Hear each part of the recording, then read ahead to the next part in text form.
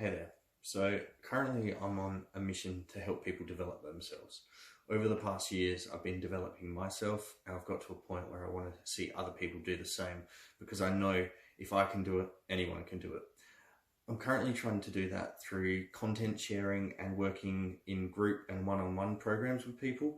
Um, but with the videos and content I'm sharing, I'd love for you to give me some feedback on what I'm doing well, what I could do better, on what you want to hear, and anything that just helps me go in the right direction. So I'd love to hear from you. Connect with me on socials or leave a comment. That'd be great. Until then, enjoy the video.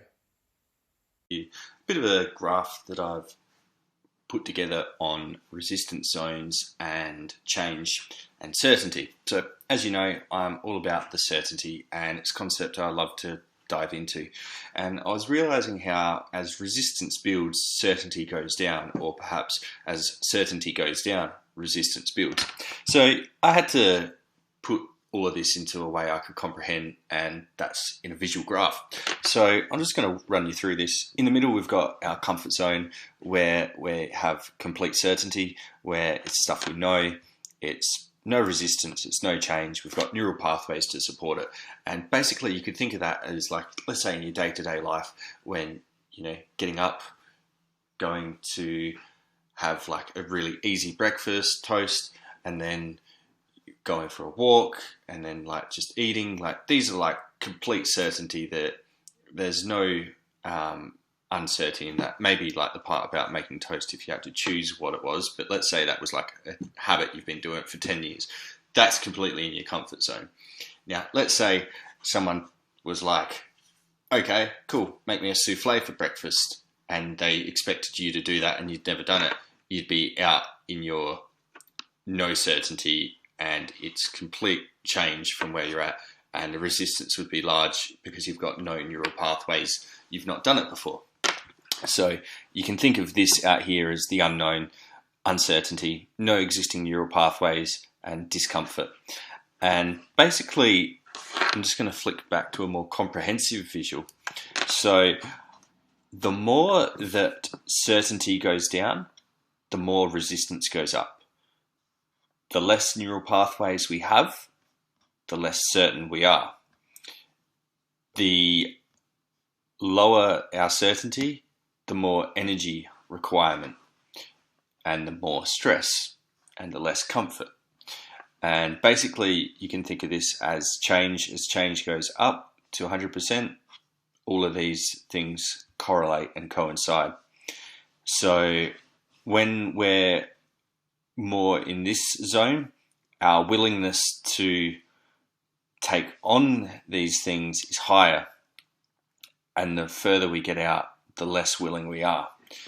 Also, I wanted to draw your attention to here are basically, it's my theory that we can only go through 50% change at a time. So let's say we're here, we could go to the 50% zone and stay there, and then things would, the comfort zone would expand out, and we'd get to, as we stayed here, this would become our new comfort zone, and then we could move to here, which would be the new 50% zone.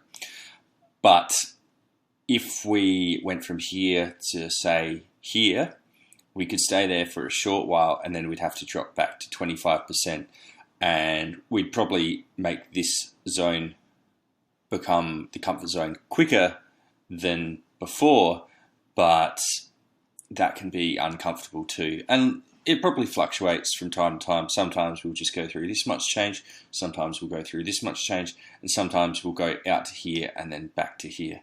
But in my experience, at least, that's what I've found. Whenever you get to low certainty, it's pretty hard to maintain that, and we naturally gravitate back to a high certainty state. Whereas if you're in medium certainty, you can kind of sustain that medium energy, medium resistance. When things get really difficult, high stress, high resistance, we naturally want to go back to a low stress zone, and sometimes even back to comfort zone, which negates the benefit we had. But that's more if we went to full stress, full resistance. We'll just go back to what's known rather than sitting in the unknown. Whereas, small, steady, consistent action staying in these two zones is going to probably give us the most linear progress, although growth rarely is. But lastly, more certainty we have, the more change we can endure. So what I mean by that is, look at my previous posts about action certainty, practice certainty, and self-certainty. The more certain our overall certainty is, the more we can accept change. So let's say if we have high self-certainty, we're going to be able, and practice certainty and action certainty, we can actually be more uncertain in study as we've got other things propelling up our overall sense of certainty. And the more energy we have, the more we have to invest in change and growth and uncertainty. Because it seems to me that uncertainty takes up energy, and as does stress and all the other things.